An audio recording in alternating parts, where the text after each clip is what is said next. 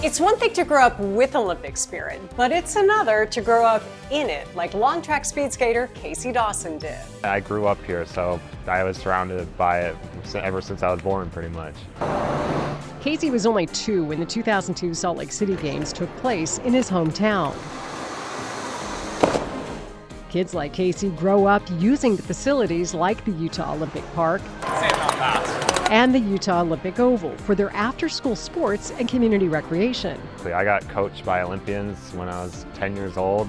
And I think that's really what kept me in sport, kept me in speed skating, because we have access to all these amazing facilities. And, you have these programs where kids can go after school to try speed skating, to go ski on the mountains and stuff. Casey went from intro to speed skating to the national team in just 7 years. He made his first Olympic team in 2022 and won bronze in team pursuit in Beijing. On this Time to Ask the Road to Milan Cortina, what Utah does to get kids into Olympic sports at a very young age.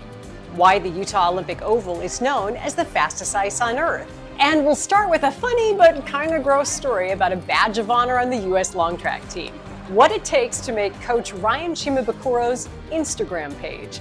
Download Time to Ask on Apple or Spotify, or you can watch our Olympic episodes on YouTube. I'm going to ask you about the thing that I was surprised to find out about today that I have found endlessly entertaining, and that is your coach's love of puke and rally. Yeah, so that's actually the sprint coaches. He loves puke and rally. That's one thing that every week, you see on his Instagram story, just like somebody just huddled over the trash can, it's always, it's become a thing, between the long trackers, if somebody's having a tough day on ice, it's going to get recorded, so you better be prepared. What's the good thing about that? The good thing is that I don't usually get to that point, so I usually don't end up on the Instagram story, but I mean, it just makes it fun. It makes, just the pain a little bit more humorous, so it's and also it shows the tough side about long track speed skating. Some people see it as like, oh, it's not that hard, but they see Ryan's story about somebody huddled over a trash can, so you get to see that side as well. Is it a badge of honor or is it the opposite? I feel like it's a badge of honor. Like there's a select group that gets posted multiple times on the Instagram story. There's one teammate, Ethan, on our team that's always, he gets caught even on, the live streams at World Cups and stuff, over the trash can. So it's a badge of honor that you get to wear with pride for sure. Yeah. Heading toward the Olympics now, the next couple of months, there's so much great buzz about your team. How does that feel?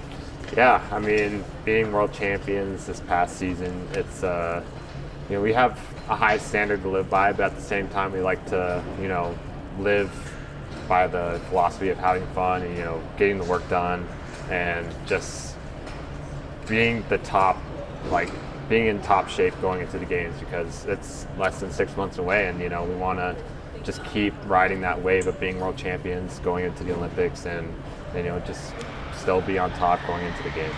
You guys are one of the few sports, I guess other indoor sports can do this too, but where you're not dependent on snow, you're not dependent on weather. Year round, you can simulate what race day will feel like.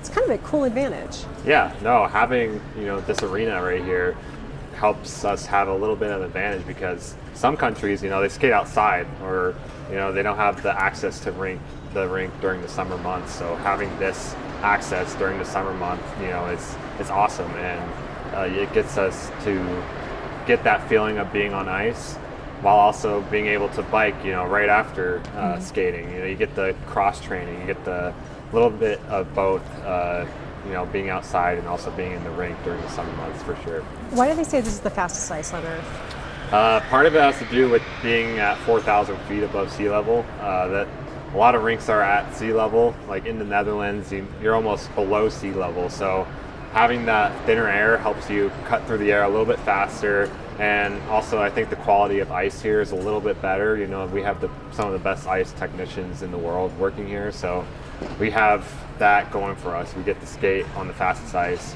But also, it's kind of a bad thing because you go to a sea level rink, and, you know, you're like, why is it so slow compared to Salt Lake? So it's kind of a balance for sure. And you're surrounded by that Olympic spirit all the time here, aren't you?